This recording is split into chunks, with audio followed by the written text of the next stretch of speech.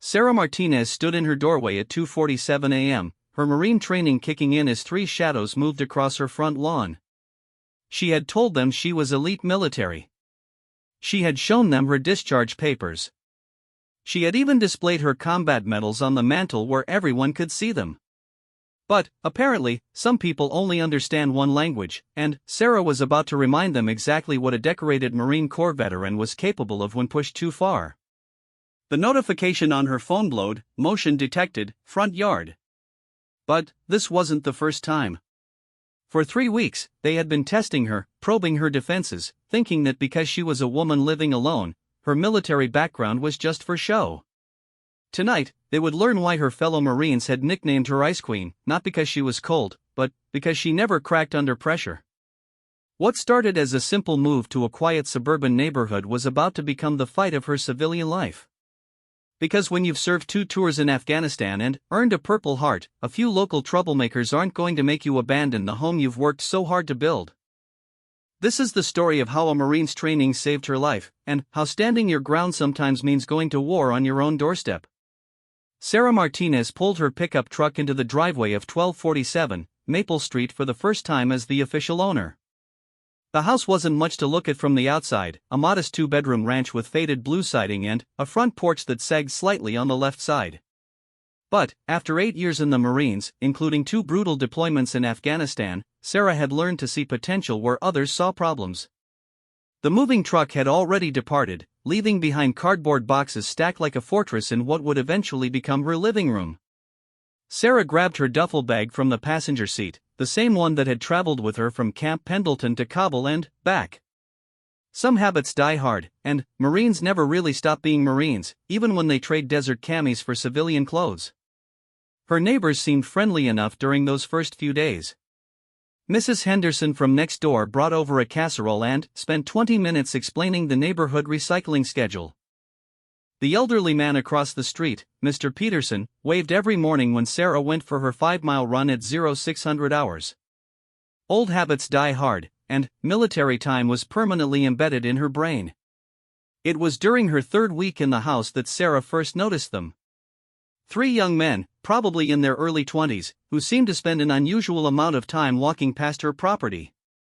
They dressed like they wanted people to notice them, oversized hoodies, pants hanging below their waistlines, and an attitude that screamed trouble from a mile away. Sarah was unpacking boxes in her garage when she heard voices from the street. Through the open garage door, she could see the 3 men standing at the end of her driveway, pointing at her truck and laughing about something.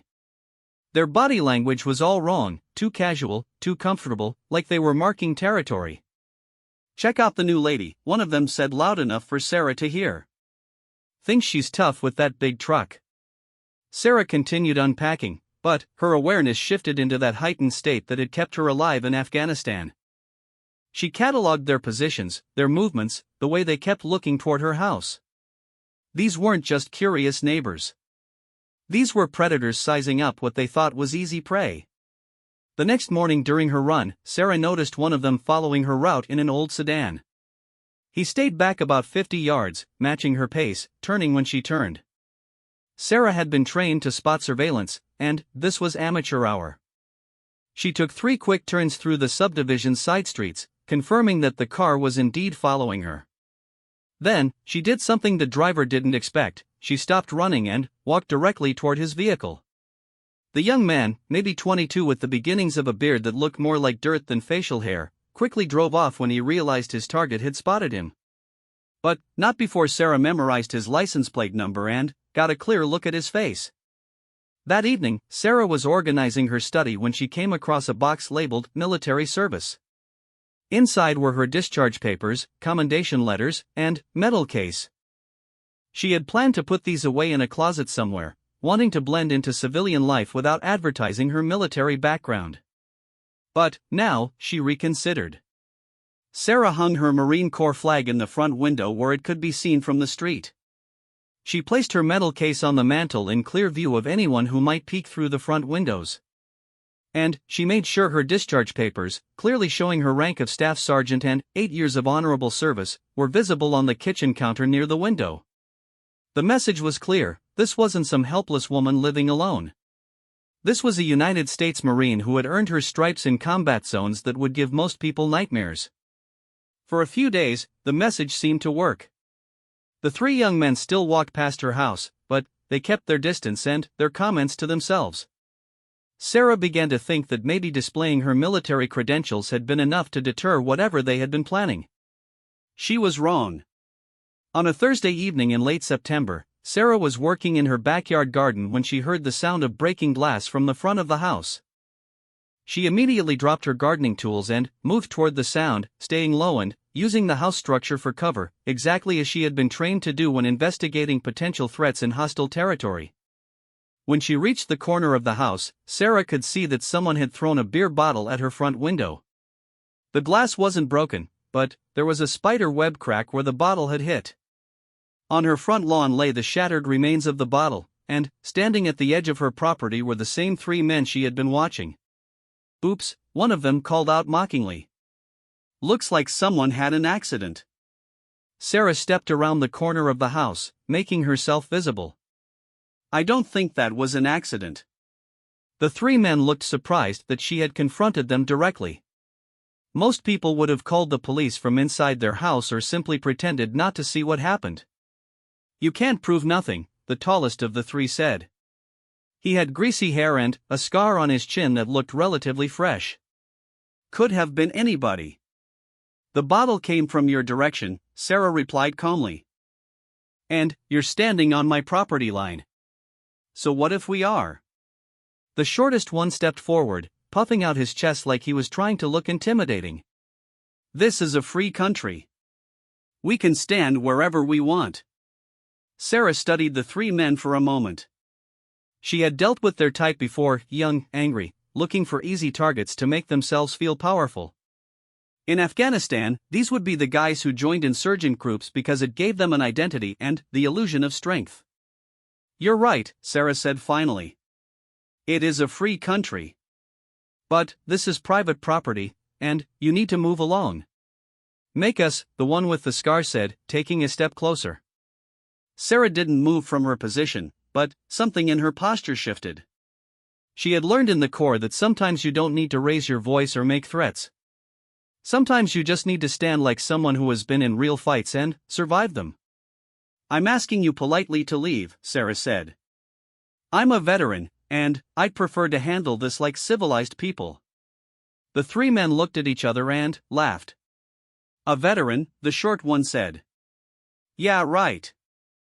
What did you do, serve coffee to the real soldiers?" That comment hit different than Sarah expected. She had heard variations of it throughout her military career, the assumption that women in the military weren't real fighters, that they were just playing dress-up while the men did the real work. Usually, she let it slide. But, standing in her own front yard, looking at three punks who thought they could intimidate her, something snapped. "I served 2 tours in Afghanistan," Sarah said quietly. "I've been in firefights that would leave you crying for your mothers. So when I ask you politely to leave my property, you might want to consider that I'm being nice." The three men looked at each other again, but this time the laughter was forced. Something in Sarah's voice had changed, and even these street-smart troublemakers could sense it. "Whatever," the one with the scar said, trying to save face. "Come on, guys. Let's get out of here." As they walked away, Sarah heard one of them mutter, "Think she's so tough with all that military bull." That night, Sarah sat in her kitchen drinking coffee and thinking about her options. She could call the police, but what would she tell them? 3 men had thrown a bottle and stood in her yard? That wasn't exactly a crime that would get much attention. She could ignore the situation and hope they would get bored and move on to easier targets. Or she could prepare for the possibility that this was just the beginning. Sarah opened her laptop and began researching her 3 visitors. A quick search of social media with their descriptions and the license plate number from the car that had followed her led to their identities within an hour. Marcus Webb, 23, with a record of petty theft and vandalism. Danny Collins, 21, currently on probation for assault. And Tyler Knox, 24, who seemed to be the leader and had the most extensive criminal record of the 3. Tyler Knox had been arrested multiple times for burglary, assault, and drug possession. He had spent 18 months in county jail and was currently unemployed. His social media was full of angry rants about society and photos of him posing with what looked like stolen merchandise. Sarah closed the laptop and walked to her bedroom closet. In the back, behind her civilian clothes, was a lockbox that contained items she had hoped never to need again in civilian life.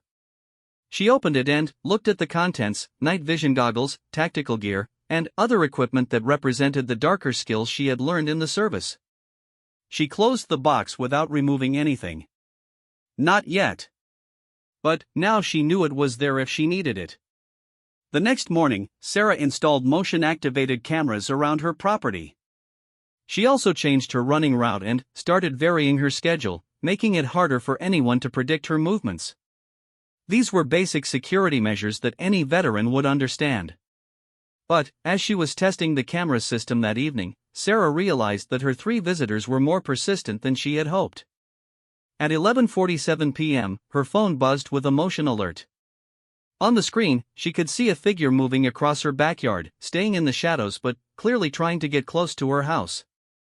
Sarah grabbed her flashlight and moved to the back door. Through the window, she could see someone crouched near her garden shed, apparently trying to see if the door was locked. This time, Sarah decided not to confront them directly. Instead, she turned on every exterior light on her property and set off the motion sensor alarm she had installed that afternoon. The sudden flood of light and the loud beeping sent the intruder running across the yard and over her back fence. But Sarah had gotten a clear look at him in the light. It was Danny Collins, the young man on probation for assault. As she watched him disappear into the darkness, Sarah realized that her problems were escalating faster than she had expected. These weren't just neighborhood punks looking for easy targets. They were actively surveilling her property and testing her defenses. Sarah went back inside and made 2 phone calls.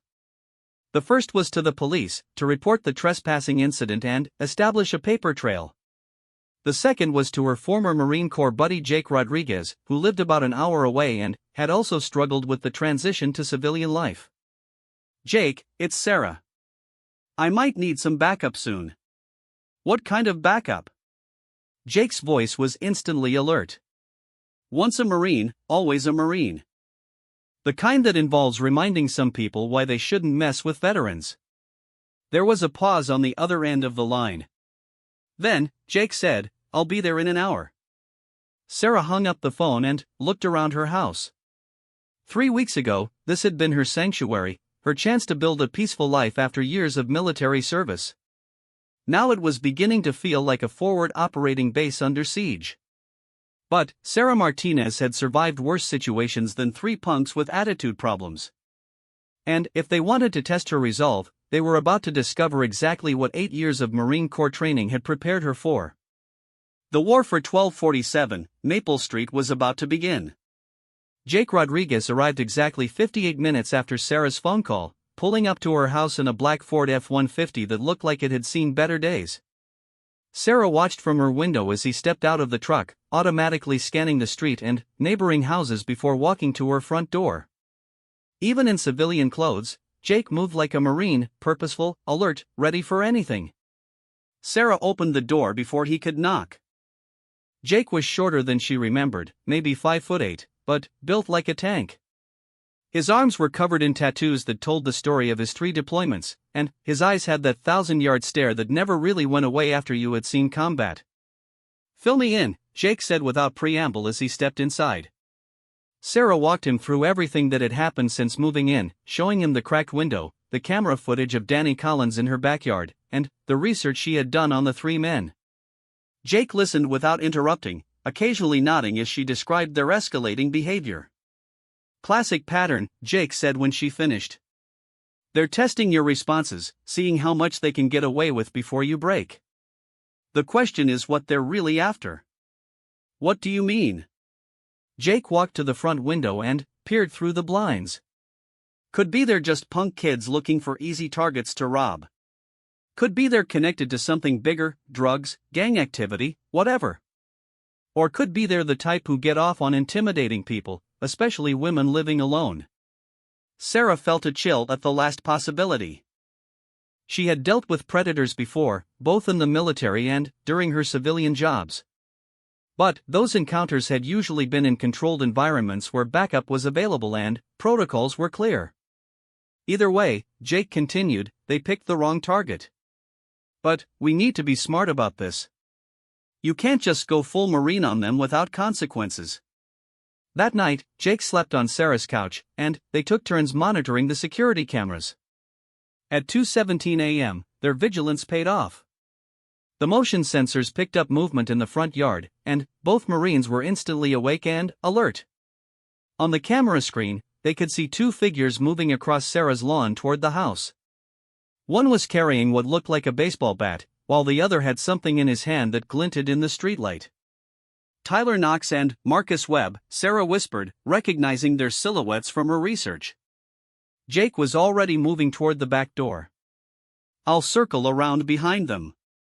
Give me 2 minutes, then turn on all the lights.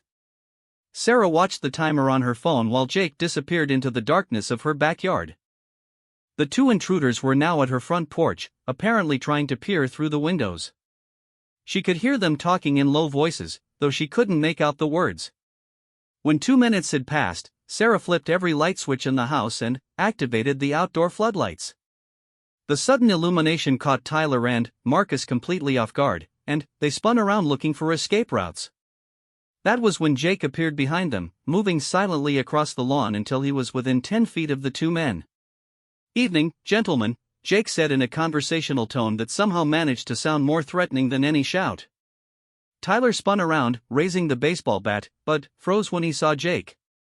Even in the artificial light, it was clear that Jake was not someone you wanted to fight unless you absolutely had to. "You're trespassing," Jake continued calmly. "And that looks like attempted breaking and entering to me."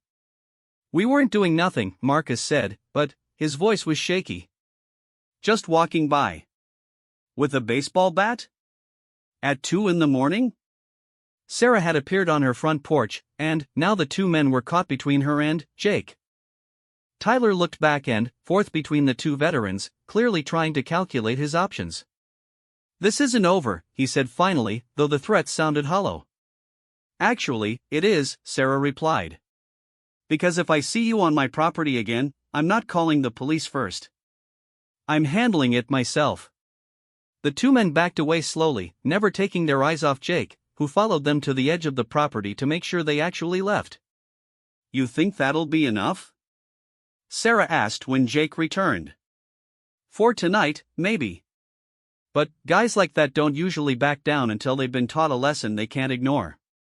Jake was right. The next evening, while he was still staying at Sarah's house, they discovered that someone had slashed 2 of the tires on Sarah's pickup truck. The cuts were clean and deliberate, clearly done with a knife rather than accidental damage. "They're trying to isolate you," Jake observed as they examined the damage. "Can't leave the house if you can't drive." Sarah felt a familiar anger building in her chest. She had faced enemy fire in Afghanistan, had survived mortar attacks and roadside bombs, had earned her Purple Heart when shrapnel from an IED had torn through her left shoulder. She was damned if she was going to be intimidated by 3 punk kids who thought they could terrorize her in her own home. "Time to take the gloves off," Sarah said. Jake looked at her for a moment, then nodded. "What did you have in mind?" "That night, they set a trap." Jake moved his truck away from the house and hid in the shadows near the back fence, while Sarah made it obvious that she was home alone by leaving lights on and moving around the house in a predictable pattern. The bait worked. At 1:33 a.m., the cameras picked up 3 figures approaching the house from different directions. This time, all 3 of them were armed, Tyler with his baseball bat, Marcus with what looked like a crowbar, and Danny with a tire iron. Sarah watched them coordinate their approach with the kind of tactical awareness that suggested they had done this before.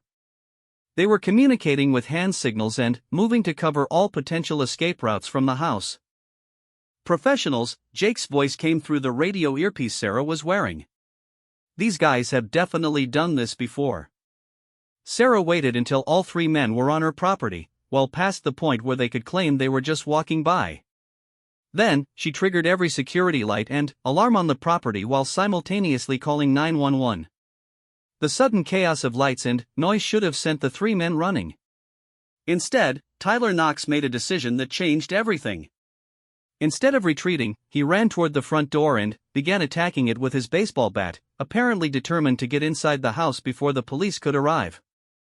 "He's trying to break down the door," Sarah reported into her radio. "Copy that. Moving in." Jake appeared from the shadows like a ghost, tackling Marcus Webb before the young man even knew he was there. The crowbar went flying across the lawn as Jake and Marcus hit the ground hard. Danny Collins turned toward the sound of the struggle, raising his tire iron, but Sarah was already moving. She came around the corner of the house at a run, closing the distance before Danny could react. Sarah had learned hand-to-hand combat from some of the best instructors in the Marine Corps. Danny Collins had learned to fight in street brawls and bar fights. The difference in skill level was immediately apparent. Sarah grabbed Danny's wrist as he swung the tire iron, using his momentum to throw him off balance. A quick knee to his solar plexus doubled him over, and a controlled strike to the back of his neck put him on the ground and out of the fight. Tyler Knox, seeing his two companions down, abandoned his attack on the door and charged towards Sarah with the baseball bat. This was the moment Sarah had been preparing for, a direct threat to her life that justified any response she chose to make. Tyler swung the bat in a wide arc that would have caved in Sarah's skull if it had connected. But Sarah had faced enemy combatants who were better armed and better trained than Tyler Knox. She stepped inside his swing, grabbed the bat with both hands, and drove her elbow into his ribs hard enough to crack bone. Tyler screamed and dropped the bat, clutching his side. Sarah swept his legs, putting him on the ground next to his unconscious friend. The whole fight had lasted less than 90 seconds. When the police arrived 6 minutes later, they found three young men lying on Sarah's front lawn, groaning and complaining about their injuries.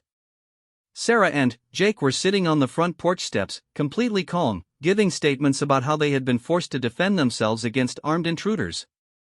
Officer Maria Santos, who took Sarah's statement, seemed impressed by the thoroughness of her security system and the detailed records she had kept of the escalating harassment. "You've been documenting everything," Officer Santos noted as she reviewed Sarah's evidence. "Most people don't think to do that." "Military training," Sarah replied. "We're taught to maintain situational awareness and document threats." The three attackers were arrested and charged with trespassing, attempted burglary, assault with deadly weapons, and destruction of property. Tyler Knox, as the apparent leader, faced additional charges related to his extensive criminal record. But, as the police cars drove away with her three tormentors in custody, Sarah realized that her problems might not be over. During the arrest, Tyler Knox had made eye contact with her and mouthed words that chilled her blood. "This isn't finished." Jake saw her expression and walked over. "What is it?" "Tyler Knox. He just promised this wasn't over." Jake looked toward the departing police cars, his jaw set in a hard line. "Then, we better be ready for round two." Over the next few days, Sarah learned more about her attackers through court records and police reports. Tyler Knox was connected to a loose network of criminals who specialized in home invasions and intimidation tactics. He had been targeting women living alone for over 2 years, gradually escalating his methods until his victims either moved away or paid him protection money. Sarah also discovered that she wasn't Tyler's first target in the neighborhood. 2 other single women had moved away in the past year after experiencing similar harassment.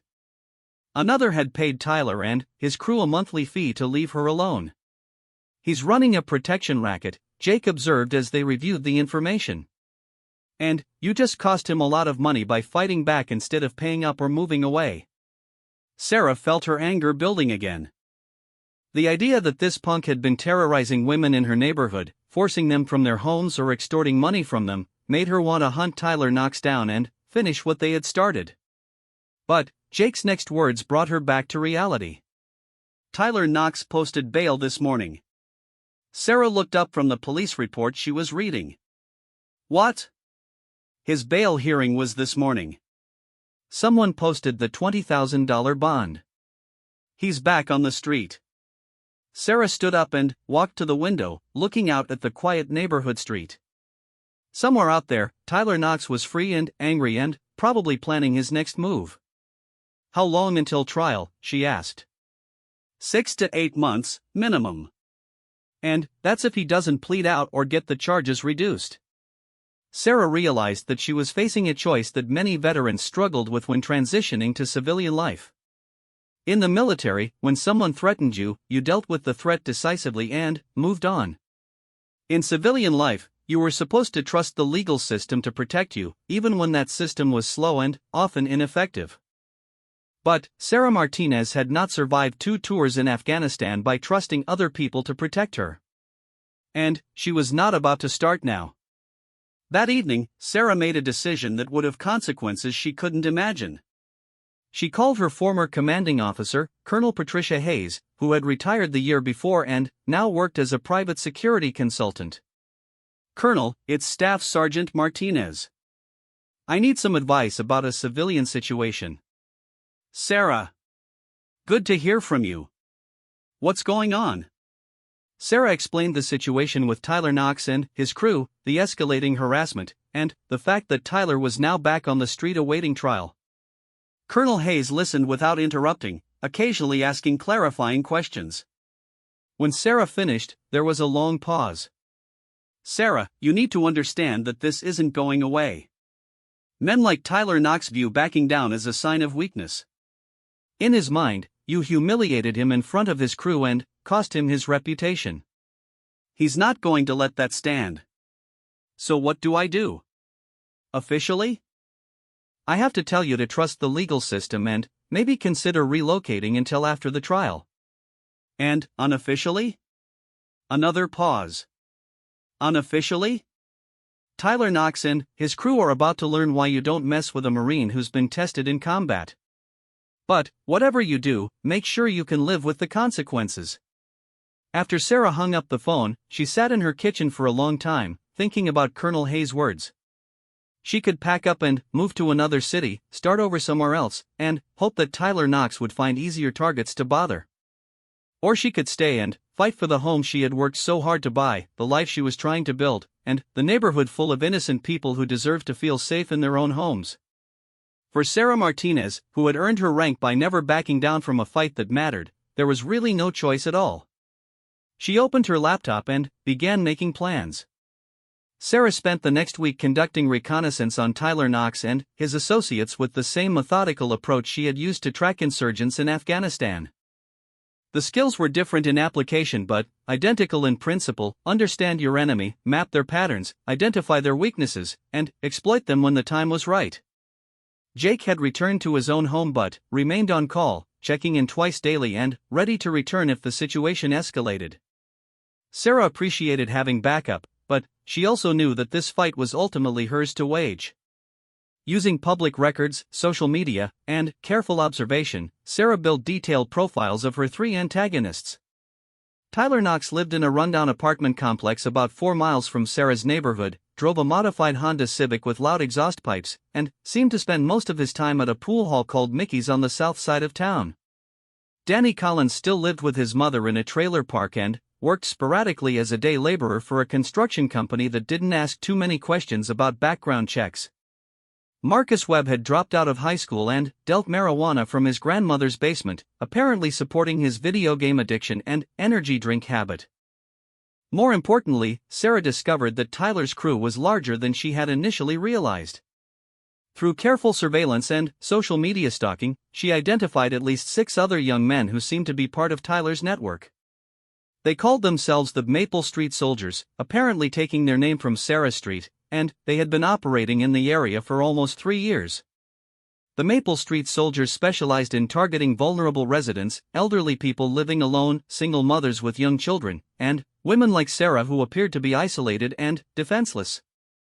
Their methods followed a consistent pattern: start with minor harassment to test responses, escalate to property damage and intimidation, and, finally, demand monthly payments in exchange for being left alone.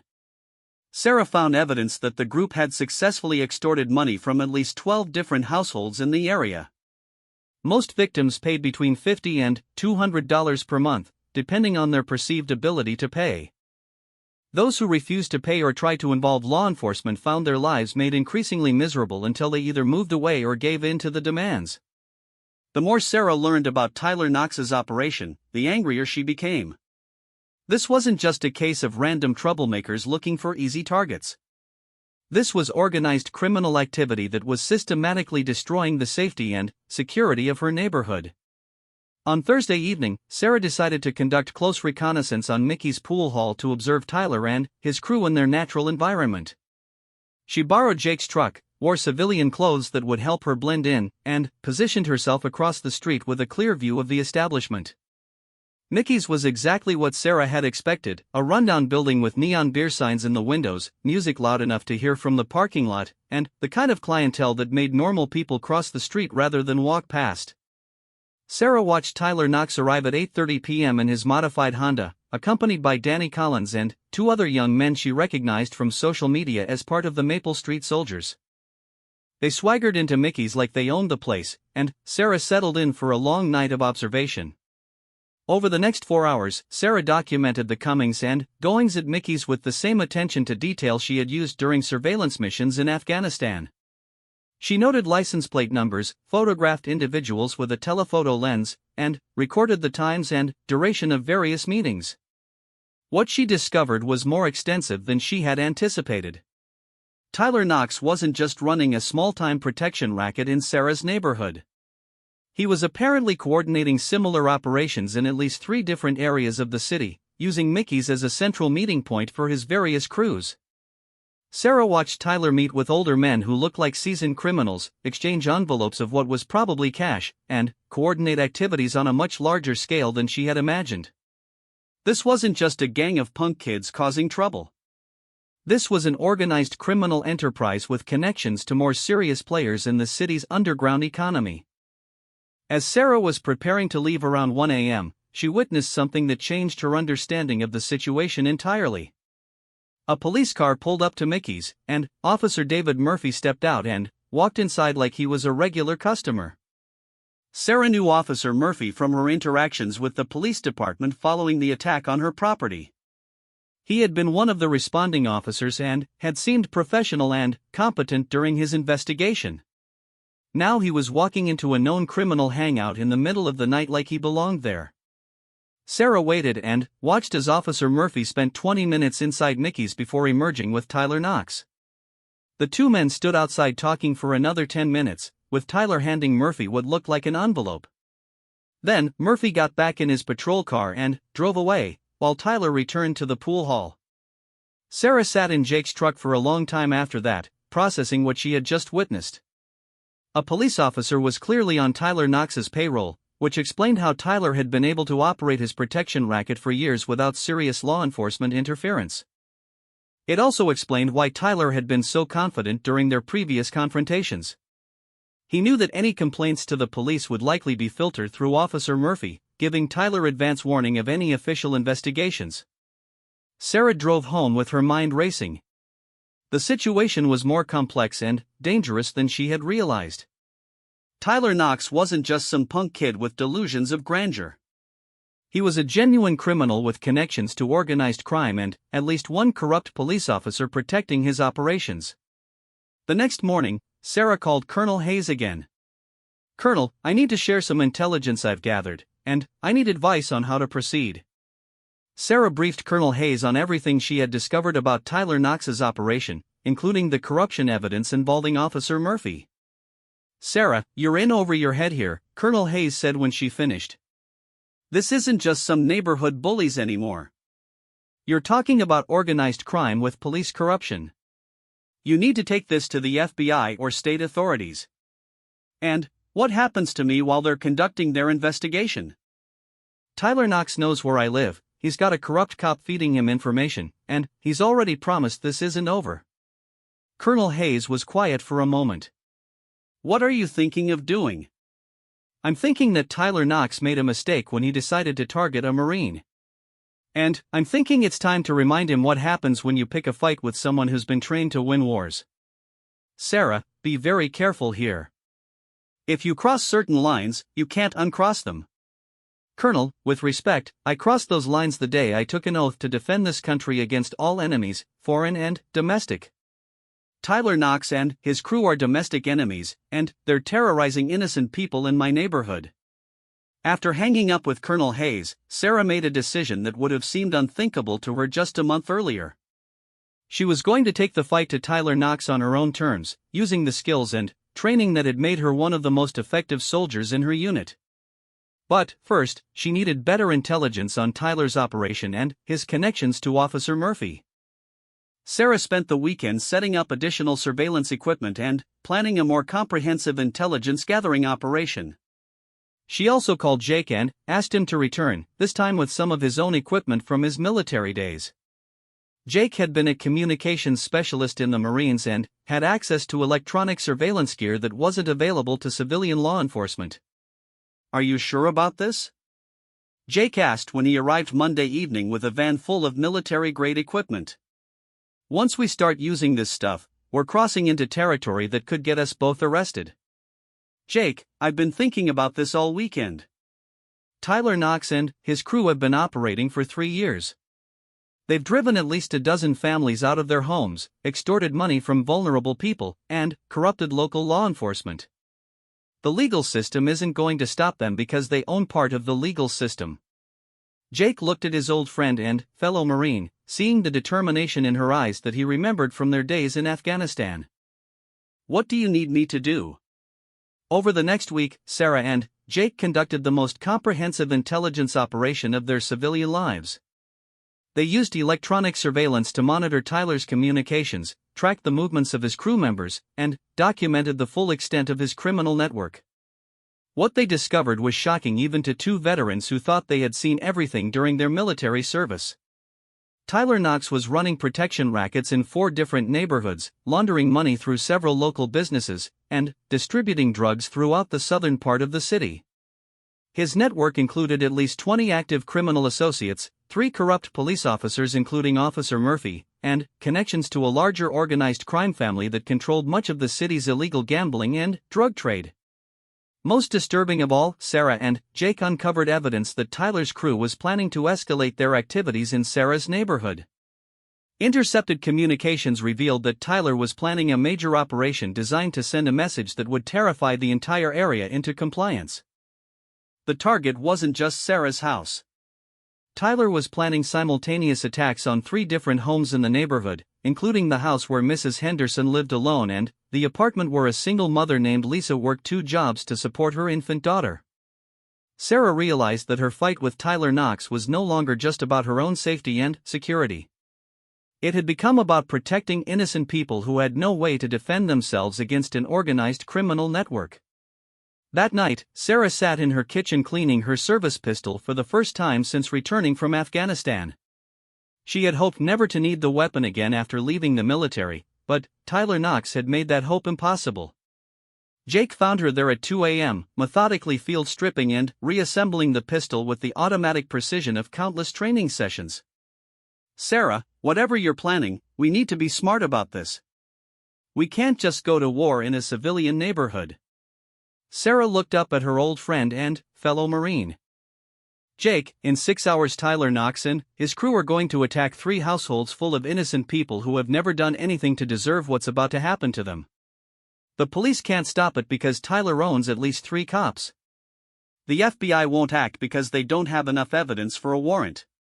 So what do you want to do?" Sarah finished reassembling her pistol and holstered it. "I want to remind Tyler Knox why Marines are called the few, the proud, and the brave. And I want to show him what happens when you threaten innocent people in front of someone who took an oath to defend them." Jake looked at his friend for a long moment, then nodded. "Semper Fi, Sarah. What's the plan?" As Sarah began outlining her strategy for the next day's operation, she felt the familiar calm that had always come over her before combat missions in Afghanistan.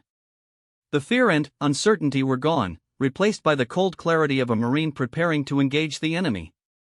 Tyler Knox thought he was a predator hunting helpless prey. He was about to discover that he had been stalking a predator far more dangerous than anything he had ever encountered in his criminal career. The battle for Maple Street was about to begin in earnest. Sarah woke up at 0500 hours on the morning she had designated as D-Day. After a week of intelligence gathering, she knew that Tyler Knox's crew was planning to hit 3 houses simultaneously at 2,200 hours that evening. Mrs. Henderson's house would be the primary target, with Lisa's apartment and another elderly resident's home serving as secondary objectives designed to spread terror throughout the neighborhood. The plan was simple and brutal: break windows, spray paint threats on the houses, and leave clear evidence that anyone who didn't start paying protection money would face increasingly severe consequences. Tyler had used similar tactics in other neighborhoods with devastating effectiveness. But Tyler Knox had made one critical error in his planning. He had assumed that Sarah Martinez would either be cowering in her house or would have left town after posting bail for the attempted break-in. He had no idea that Sarah had spent the past week conducting reconnaissance on his operation with the same methodical precision she had used to hunt insurgents in Afghanistan. Sarah and Jake spent the morning conducting final preparations with the efficiency of a military unit preparing for combat. They synchronized their watches, tested their communications equipment, and reviewed their operational plan one final time. "Remember, the objective is to neutralize the threat while protecting the innocent civilians," Sarah reminded Jake as they checked their gear. "We're not looking to start a war. We're looking to end one." Jake nodded, adjusting his tactical vest. "Rules of engagement? Minimum necessary force to accomplish the mission.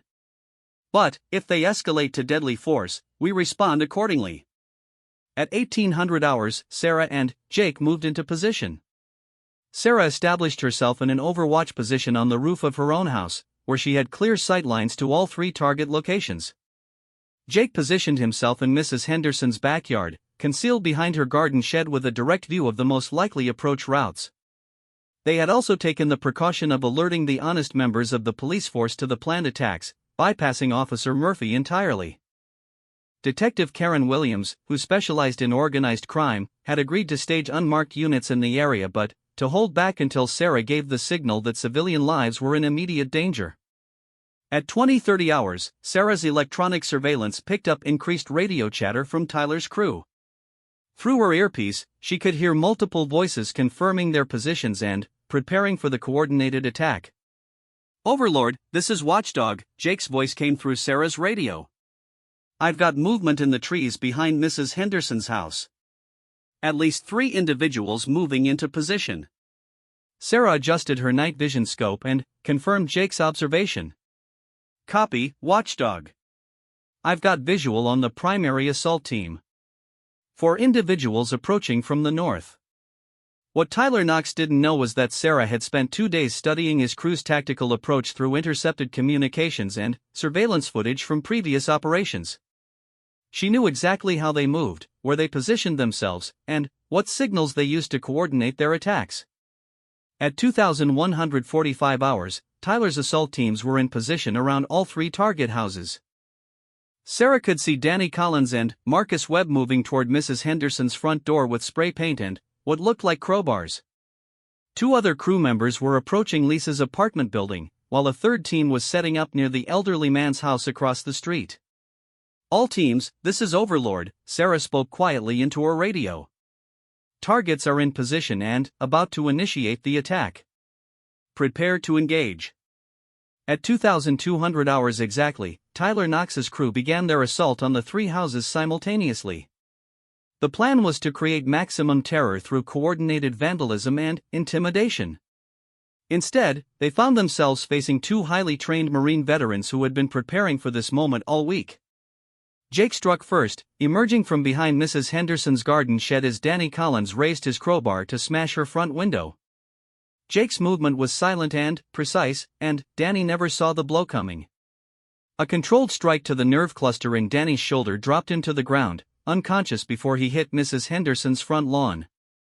Marcus Webb spun toward the sound of his partner falling, but found himself looking into the barrel of Jake's service pistol. "United States Marine Corps," Jake said quietly. "Drop your weapon and get on the ground." Marcus Webb looked around wildly for escape routes, but Sarah's voice from her rooftop position eliminated that possibility. "Marcus, there's a Marine sniper with a clear shot at your position. Do exactly what my partner told you to do." Meanwhile, Sarah was dealing with the 2-man team approaching Lisa's apartment. Using her night vision scope, she had been tracking their movement from her rooftop position, waiting for the optimal moment to intervene. As the two criminals prepared to break Lisa's windows with baseball bats, Sarah rappelled down a rope from her roof position and landed silently behind them. The first man never knew what hit him as Sarah used a sleeper hold to render him unconscious. The second man turned at the sound of his partner falling, but found himself facing a combat veteran who had been trained to kill with her bare hands. "Your choice," Sarah said calmly. "Surrender now, or find out what 8 years of Marine Corps training looks like up close." The man looked at Sarah's tactical gear, her confident stance, and the unconscious form of his partner, and immediately dropped his weapon. The third assault team, seeing their companions being systematically neutralized by what appeared to be a professional military operation, tried to retreat to their vehicles.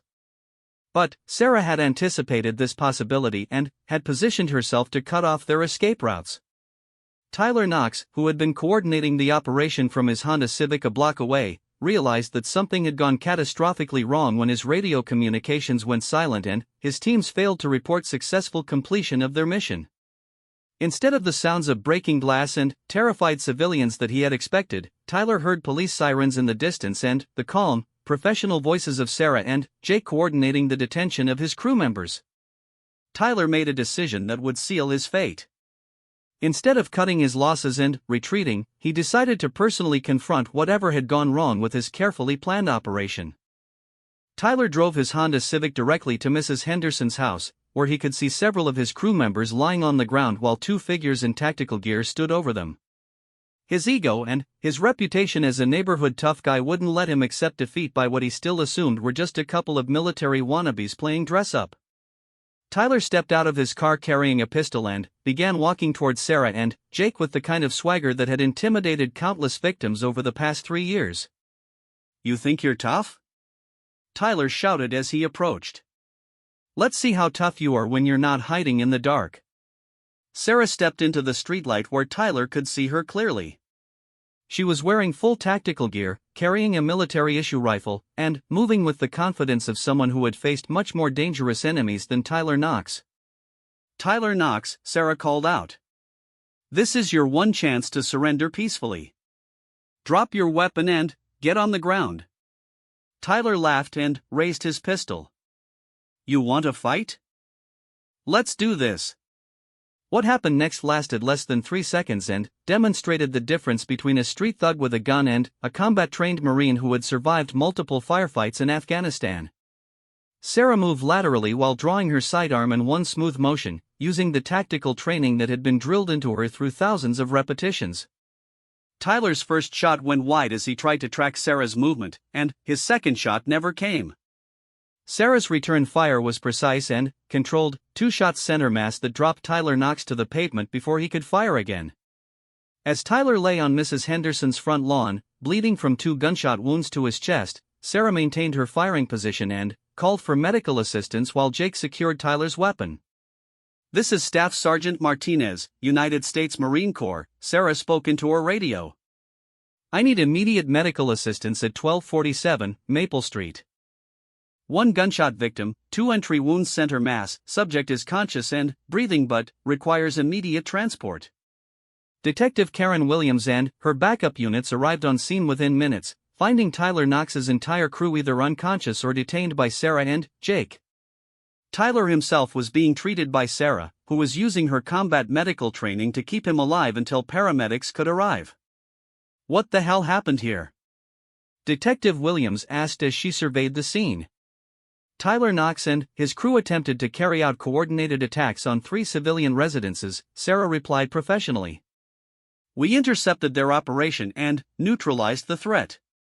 Tyler Knox drew a firearm and attempted to shoot me, so I responded with appropriate force."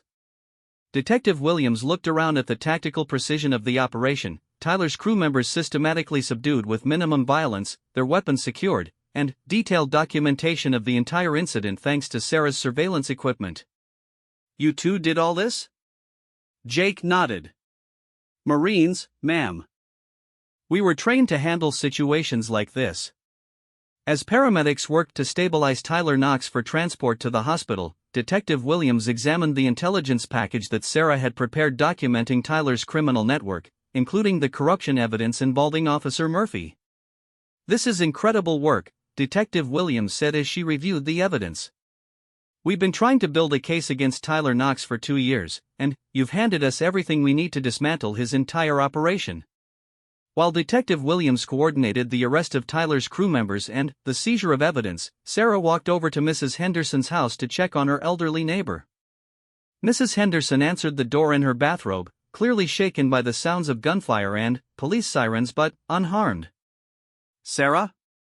What's happening out there?" Sarah smiled reassuringly. "Some bad people were planning to hurt you and other folks in the neighborhood, Mrs. Henderson. But that's not going to happen anymore."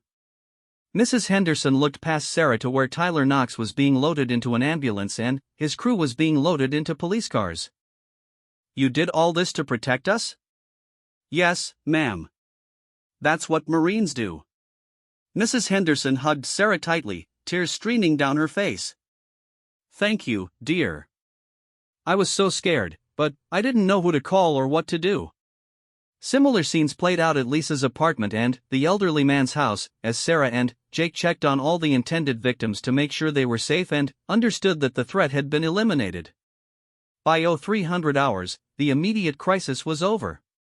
Tyler Knox was in surgery at City General Hospital, his crew was in custody facing multiple felony charges, and Officer Murphy had been arrested at his home on corruption charges based on the evidence Sarah had gathered. But, as Sarah sat in her kitchen drinking coffee and watching the sunrise, she realized that the real victory wasn't the successful tactical operation or even the dismantling of Tyler Knox's criminal network. The real victory was the knowledge that Mrs. Henderson would sleep safely in her own bed, that Lisa could raise her daughter without fear, and that the other residents of Maple Street could live their lives without being terrorized by predators who thought they could target the innocent with impunity. Sarah had come home from Afghanistan hoping to build a quiet, peaceful life in a safe neighborhood. Instead, she had found herself fighting a different kind of war against a different kind of enemy. But, as she looked around her kitchen, with its view of the street where children would soon be playing safely again, Sarah realized that this fight had been just as important as anything she had done in the military. Sometimes the most important battles are fought not on foreign battlefields, but in the neighborhoods where people are just trying to live their lives in peace. And sometimes it takes a Marine to remind the predators that there are still people in this world who will stand up for those who cannot defend themselves. 3 months after the battle for Maple Street, Sarah Martinez sat in federal district court listening to the final sentencing in the case that had become known as United States v. Knox and Associates. The federal charges had come after Detective Williams' investigation revealed that Tyler Knox's operation crossed state lines and involved racketeering activities that qualified for federal prosecution. Tyler Knox, who had survived his gunshot wounds but would walk with a permanent limp, received 18 years in federal prison for racketeering, extortion, drug distribution, and weapons charges. His crew members received sentences ranging from 3 to 12 years, depending on their level of involvement and cooperation with authorities. Officer David Murphy, the corrupt cop who had been protecting Tyler's operation, received 8 years for conspiracy and civil rights violations. 2 other police officers were given lighter sentences in exchange for their testimony about the extent of corruption in the department. But the legal victory was only part of the story that had transformed Sarah's life and her neighborhood over the past 3 months. The morning after Tyler's arrest, Sarah had been awakened by a knock on her door. She opened it to find Mrs. Henderson standing on her porch with a casserole dish and tears in her eyes. "I wanted to thank you properly, Mrs. Henderson said. "And I wanted you to know that you have a friend for life." That was just the beginning. Over the next few days, Sarah received visits from Lisa, the single mother whose apartment had been targeted, the elderly man across the street, and a dozen other neighbors who had been living in fear of Tyler Knox's crew. Word of what Sarah had done spread throughout the neighborhood and beyond. Local news stations picked up the story of the Marine veteran who had single-handedly dismantled an organized criminal network to protect her neighbors. The story resonated with people across the country who were tired of feeling helpless against crime and intimidation. Sarah found herself reluctantly thrust into the spotlight as a symbol of courage and community defense. She gave interviews to local newspapers and television stations, always emphasizing that she had simply done what any veteran should do when faced with innocent people being threatened. "I didn't do anything special," Sarah told Channel 7 News. "I just used the training the Marine Corps gave me to protect people who couldn't protect themselves. That's what veterans are supposed to do when we come home." The attention brought unexpected opportunities. Colonel Hayes called to offer Sarah a position with her private security consulting firm, specializing in community defense and threat assessment. Jake, who had been struggling to find meaningful work since leaving the Marines, was offered a partnership in the new venture. "We're calling it Maple Street Security," Colonel Hayes explained during their first business meeting.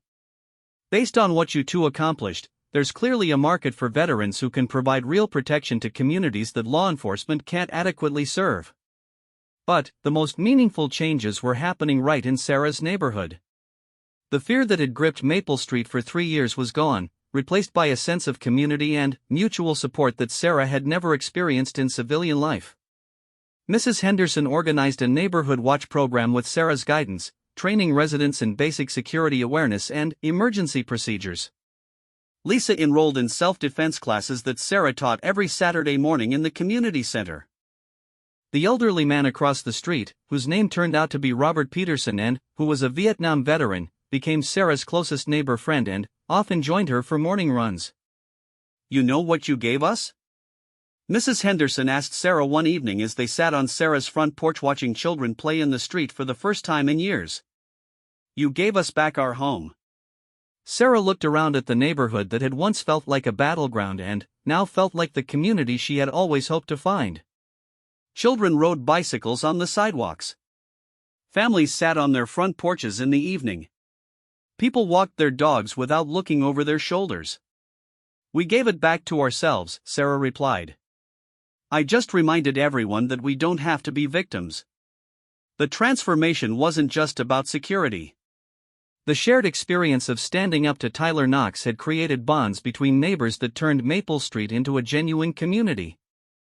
People who had barely spoken to each other before were now organizing block parties, helping elderly residents with yard work, and creating a network of mutual support that made everyone safer.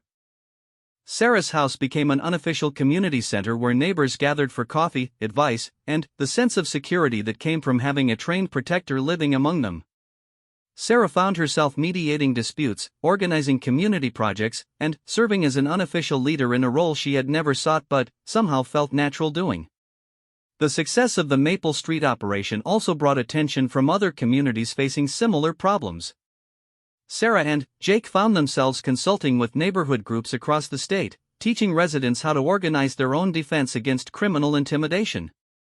"The key is intelligence gathering and community coordination," Sarah explained to a group of residents in a suburban development that was being targeted by a drug dealing operation. "Criminals rely on fear and isolation to control their victims.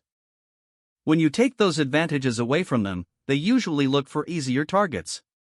Jake, who had discovered he had a talent for teaching tactical skills to civilians, developed training programs that emphasized situational awareness, communication, and de-escalation techniques rather than direct confrontation. "Most situations can be resolved without violence if you're prepared and organized," Jake told his students. "But criminals need to understand that if they choose violence, they're going to face people who are ready for that choice." The business grew rapidly as word spread about the two Marines who had successfully protected their community from organized crime. Within 6 months, Maple Street Security was consulting with neighborhood groups in 3 states and had trained over 200 civilian volunteers in community defense techniques. But success brought its own challenges. Sarah found herself dealing with people who wanted to turn neighborhood watch programs into vigilante groups, clients who were more interested in playing soldier than protecting their communities, and situations that required careful judgment to avoid escalating problems rather than solving them. "We're not trying to create private armies," Sarah explained to a group of overly enthusiastic volunteers who seemed more interested in tactical gear than community service. "We're trying to help normal people feel safe in their own neighborhoods." The most difficult challenge came when Sarah was contacted by a veterans organization that wanted her to speak at rallies about taking back America from criminals. Sarah realized that her story was being appropriated by people with political agendas that had nothing to do with community defense. "I'm not interested in politics," Sarah told the organizer who had called to invite her to speak at a rally. "I'm interested in helping people feel safe in their homes." "But don't you think what you did proves that citizens need to take the law into their own hands when the government fails them?" Sarah thought about that question for a long time before answering. "What I did proves that trained people can protect their communities when they work within the law and coordinate with honest law enforcement.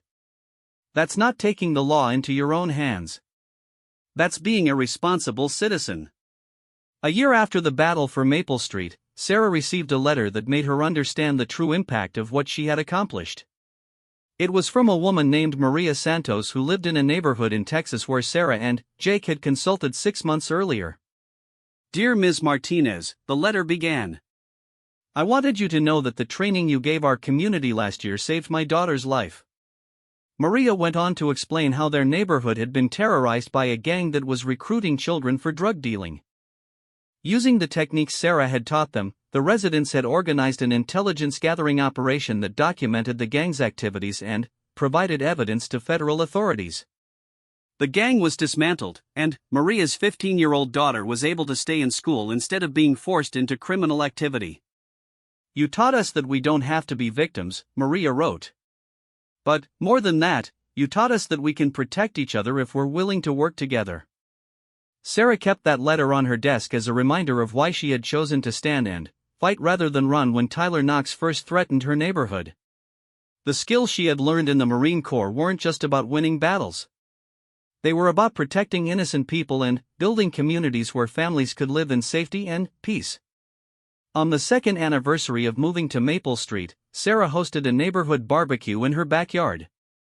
As she looked around at the faces of her neighbors, Mrs. Henderson teaching a group of children how to plant flowers, Lisa playing with her daughter who was now walking and talking, Mr. Peterson sharing war stories with some of the younger veterans who had moved to the area, Sarah realized that she had found something she hadn't even known she was looking for. She had found home. Jake walked over with 2 beers and handed one to Sarah. "Any regrets about not moving somewhere quieter when Tyler Knox first started causing trouble?"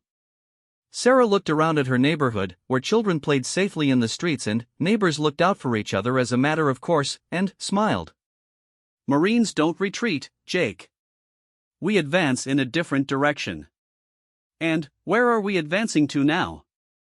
Sarah took a sip of her beer and thought about the consultation requests on her desk, the communities across the country that were asking for help in dealing with their own versions of Tyler Knox, and the responsibility that came with having proven that ordinary citizens could protect themselves when they had the right training and support.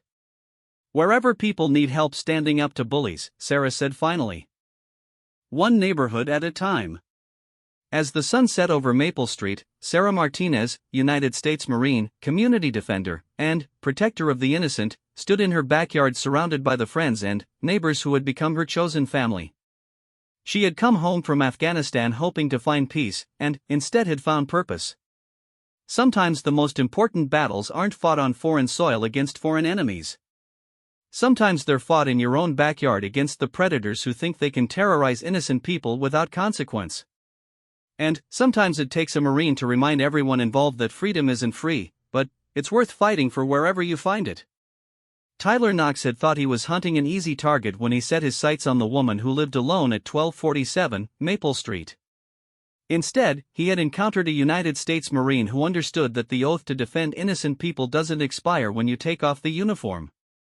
Sarah Martinez had proven that being elite isn't about the rank on your collar or the medals on your chest. It's about standing up when standing up matters, protecting those who can't protect themselves, and never backing down from a fight that needs to be fought. The Marines had taught her to be elite.